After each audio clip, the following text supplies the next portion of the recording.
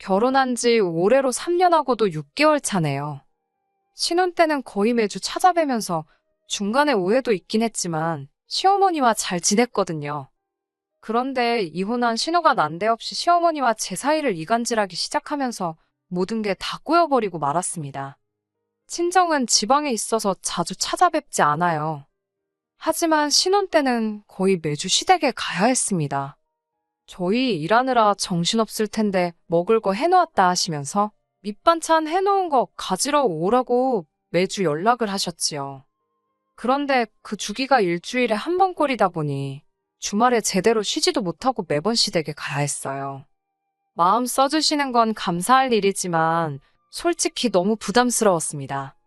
며느리 입장에서 아무리 시어머니가 편하게 대해주신다 하더라도 시댁이 제 집처럼 편할 수가 없는 법이잖아요.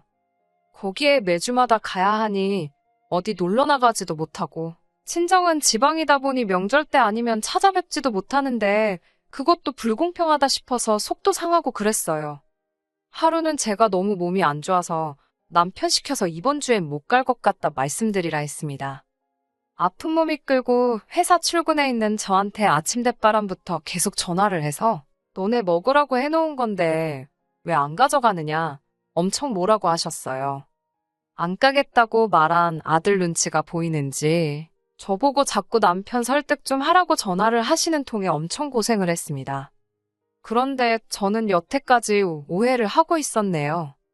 매주마다 가야 한다는 게 부담스럽고 불편하고 그랬는데 어머님이 다른 이유는 없으셨고 정말 저희 먹으라고 해놓으신 반찬 가져가라는 연락이었던 거예요.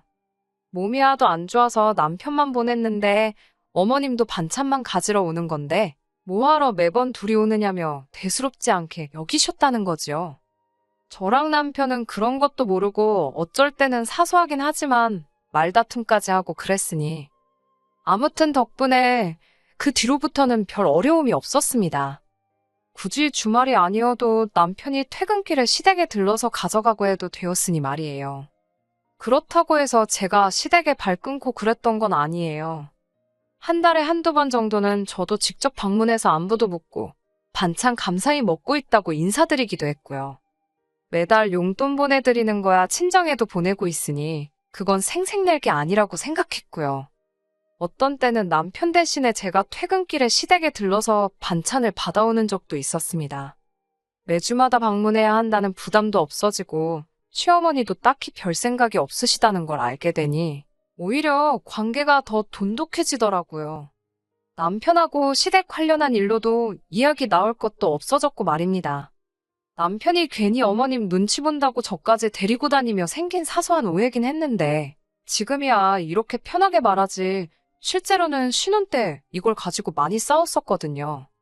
그러니 그 이후부터는 다툼도 없어졌고 제가 시댁에도 잘하니 남편도 그거에 대해서 제게 고마워하고 여러모로 좋은 점이 더 많아졌어요. 그렇게 여지껏 길다면 긴 시간을 정말 고부간의 갈등은커녕 남편하고 말다툼하는 거 하나 없이 잘 지내고 있었거든요. 그런데 요 근래 난데없이 신우가 저희 인생에 깜빡이도 켜지 않고 확 끼어들면서 여러 가지 오해가 생기고 그것 때문에 이번에 한바탕 하게 되었습니다. 제가 신우와 그동안 아무 일도 없었던 이유는 단 하나였습니다. 올해로 마흔인 신우가 이혼을 하게 되면서 갈 곳이 없어서 시어머니 댁으로 들어와 같이 살게 되었거든요.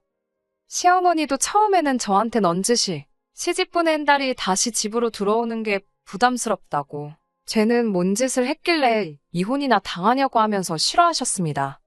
아무튼 저도 그동안 지방에서 떨어져 살고 있던 신우와는 얽힐 일이 없어서 좋았는데 신우가 시댁으로 들어와 살게 됐다는 소식이 달갑지만은 않았습니다. 신우와는 첫 단추부터 잘못 끼워졌고 잘 지내기는 글렀다. 멀리 살아서 다행이다 하는 생각을 가지고 있었거든요. 남편도 신우와는 그렇게 가까운 사이가 아닌 듯 보였어요.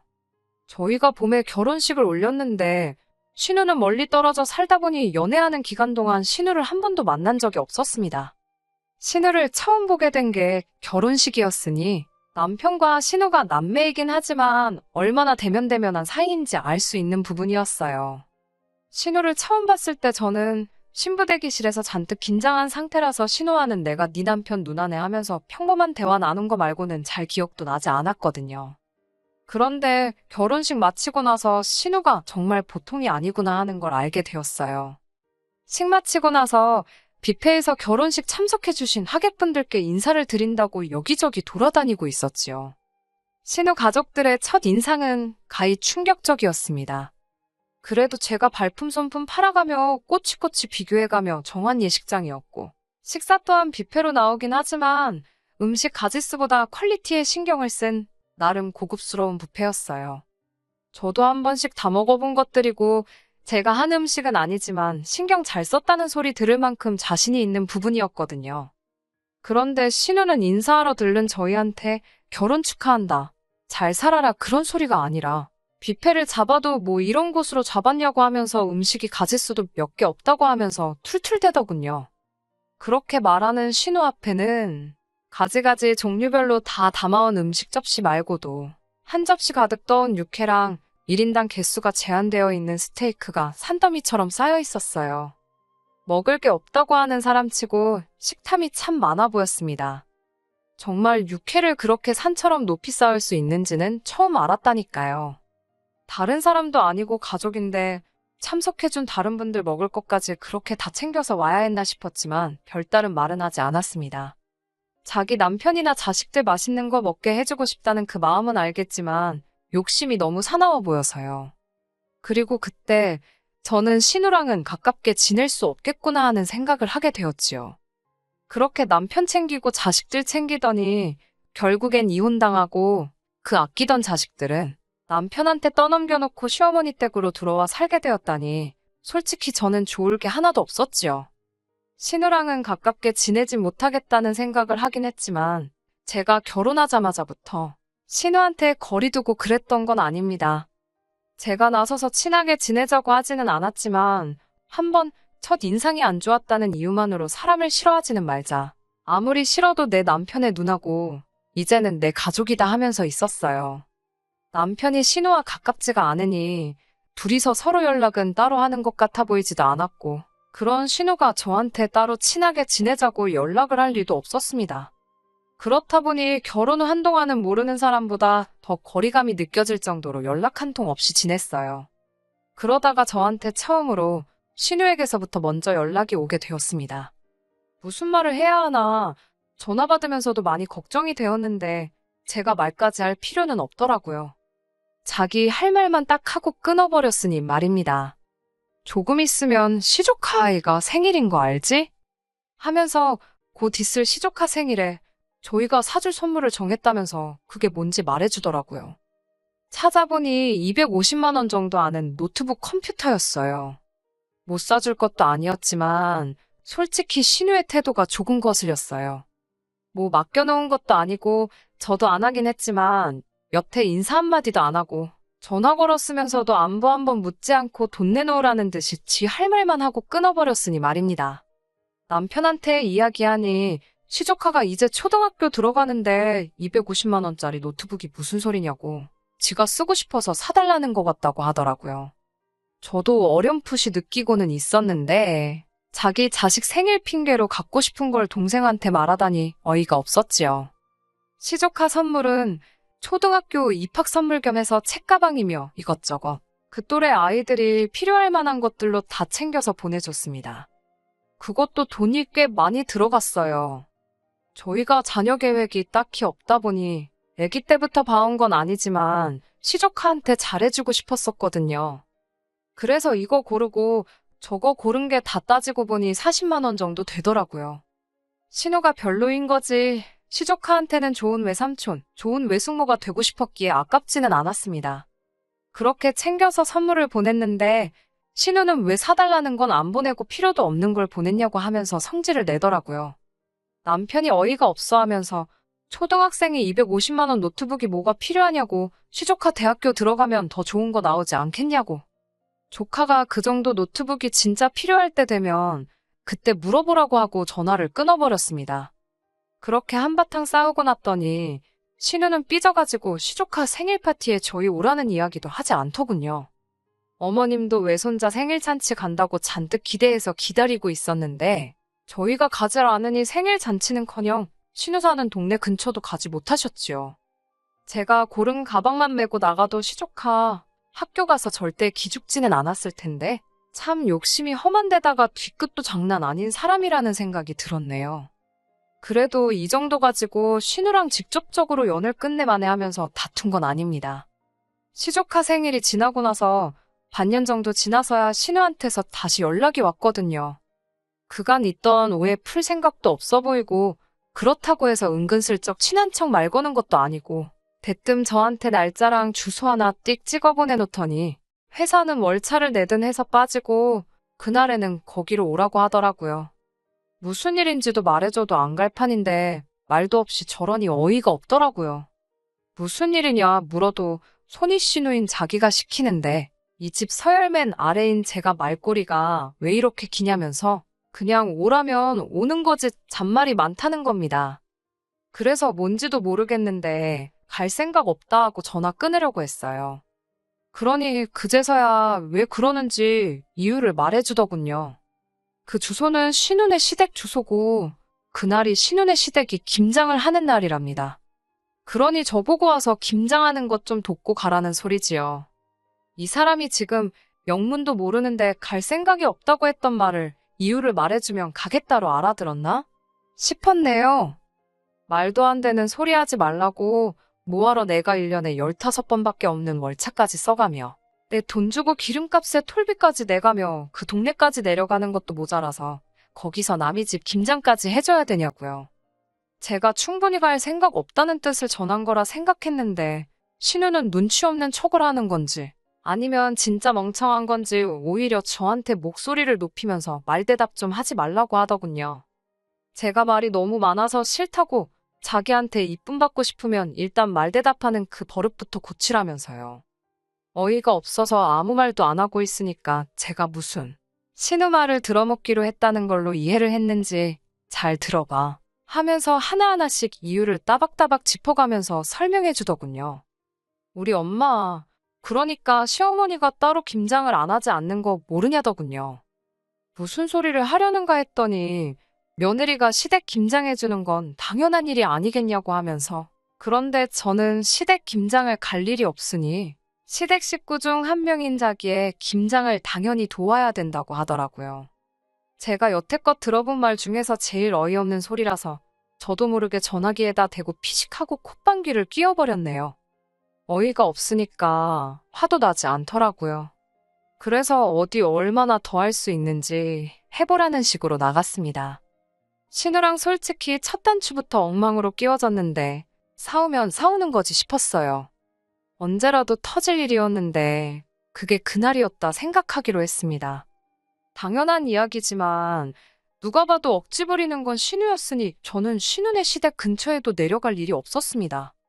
신우도 제가 똑같이 성질 부리면서 달라들건 예상 못했는지 언성 높이며 내가 남의 집 김장을 뭐하러 가냐고 한마디 하니 제 기세에 눌려서 곧바로 꼬리 내리고 전화를 끊어버리더군요.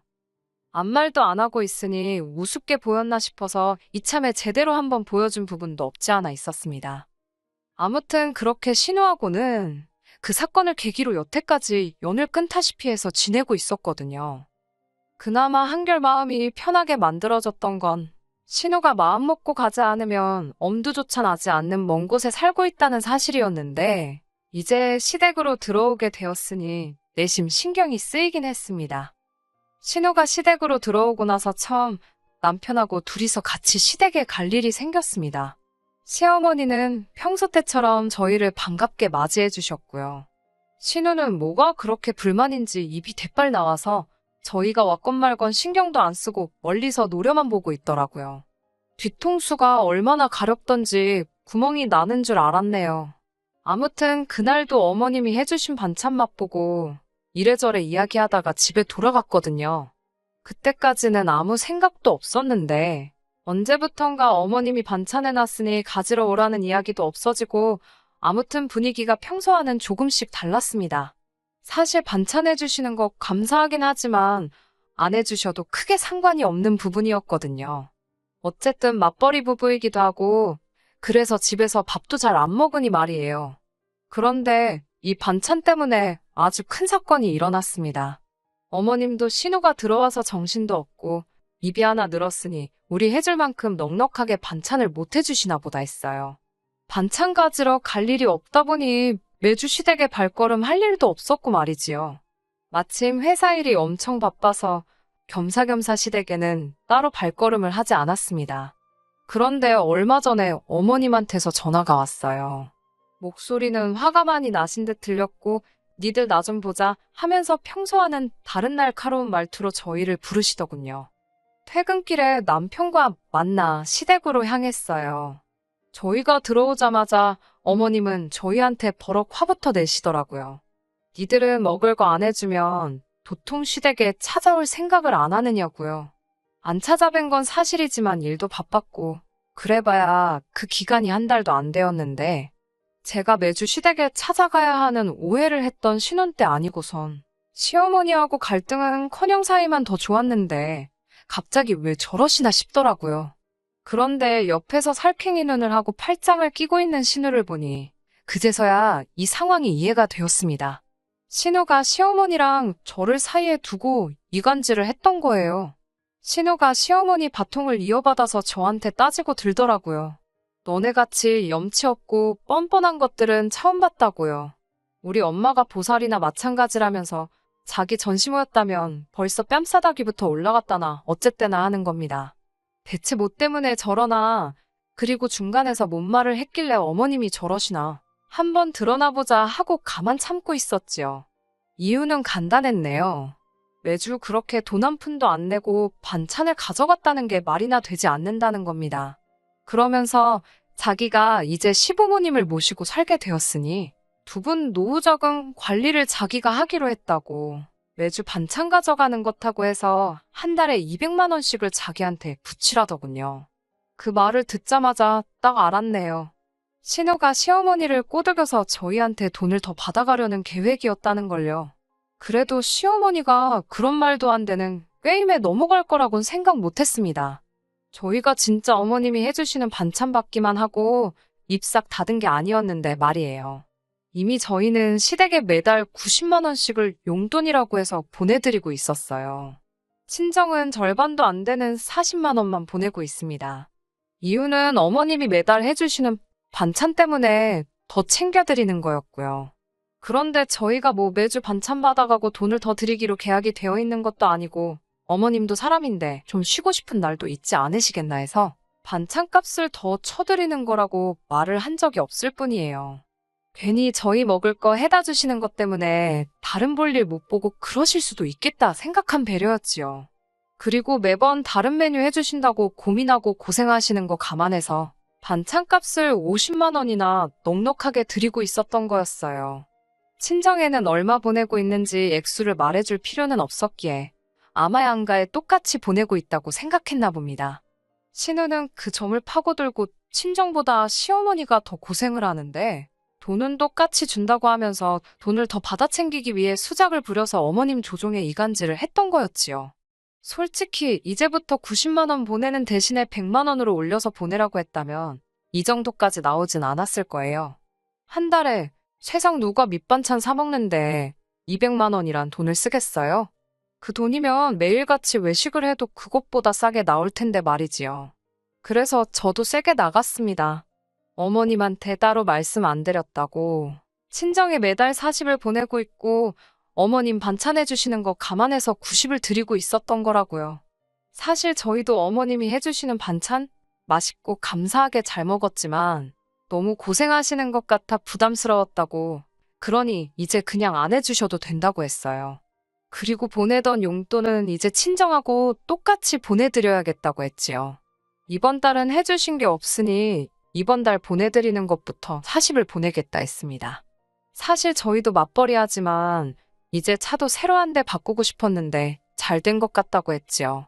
사실은 시어머니한테까지 이러고 싶은 생각은 없었지만 그걸 어줍잖게 해명하고 그러는 것보다 이렇게 돌직구를 날리는 게 더 효과가 좋겠다 생각했어요. 어머님이 신우 말 듣고 조금이나마 생활비 더 받아낼 수 있겠구나 싶으셨나 본데 오히려 돈이 줄어버리게 되었으니 잔뜩 당황해서는 신우를 쳐다보더군요. 신우가 나선다고 뭐 상황이 달라지겠나요? 자기 이혼당해서 밥값도 못하게 된 거 부모한테 빌붙어서 살겠다는데 제 몫은 해내지 못할 것 같으니 애꿎은 저희한테 한 달에 100만 원씩이라도 더 뜯어가려던 계획은 무참히 깨져버리고 말았습니다. 오히려 일을 망쳐버린 신우가 이래선 안 되겠다 싶었는지 마지막 최후의 발악을 하기 시작하더군요. 저한테 삿대질을 막 하기 시작하더니 따지고 보면 저 때문에 자기가 이혼을 당한 거나 마찬가지라고 하면서 위자료 차원으로 저희가 매달 신우한테 생활비를 보내야 한다 우기더군요. 자기도 저처럼 회사 생활하면서 자기 시댁에 생활비 보내주고 했으면 식모살이가 아니라 귀한 며느리 대접을 받았을 거라면서요. 그런데 그러질 못했으니 자기는 몸으로 때워야 했는데 그날도 저한테 김장 좀 도와달라 부탁을 했는데 제가 안 오지 않았냐며 그때부터 자기가 자기 시댁에서 미움을 받기 시작했다는 겁니다. 거기에 자기 아들한테 노트북 안 사준 이야기까지 하며 그 노트북만 사줬어도 아들이 자기를 더 따랐을 것이고 양육권 분쟁에서도 자기가 이겼을 거라는 말도 안 되는 소리를 늘어놓더라고요. 그러니 저 때문에 시댁에 미움 사고 이혼당하고 자식까지 빼앗기고 저 때문에 인생이 망했답니다. 참으로 어처구니 없는 소리가 아닐 수가 없었지요. 남편이 나서서 신우한테 억지 부리지 말라는 식으로 한마디 하려고 하길래 제가 막아서고 신우한테 직접 한마디 했어요. 내가 남의 집에 가서 김장을 해야 할 이유도 모르겠고 왜 그것 때문에 신우 인생이 망했다는 말을 할 수 있는지도 모르겠다고 했습니다. 다만 하나 알겠는 건 지금 하고 있는 행동들로 봐서 왜 이혼을 당했는지, 왜 아이가 남편 쪽에 남게 되었는지는 알겠다고요. 신우한테 홀랑 넘어가 이 사단을 낸 시어머니도 그 상황에선 제가 틀린 말 한 게 없으니 신우 편은 못 들고 가만히 계시더군요. 지난번에 김장오라 했을 때 충분히 보여준 것 같은데 잘 모르는 것 같아서 또 보여주는 거라고. 나는 언니처럼 참을 거 다 참고 속에 담아두지 않고 할 말 다 하는 사람이라고요. 더 할 말 없으니 이 정도에서 그냥 끝내겠지만 제가 얼마나 더 할 수 있는지 궁금하면 어디 계속 해보라고 말했어요. 그리고 그냥 남편 데리고 집으로 돌아왔습니다. 어머님께는 죄송하지만 앞으로 해주시는 반찬은 사양하기로 했어요. 어머님 반찬 없다고 저희가 식사를 못하는 것도 아니고 퇴근길에 반찬만 가져가도 되지만 시간 뺏기는 건 틀린 말이 아니었으니까요. 솔직히 조금 부담스러웠던 것도 사실이고 말입니다. 어머님은 매달 받는 용돈이 줄은 것에 대해서는 서운해하시는 것 같지만 직접 말은 하지 않으시네요. 사실 이 일을 계획한 건 신우였지만 일을 더 크게 만든 건 어머님도 일조를 했으니 그 정도는 제가 너무했다 생각하지 않아요.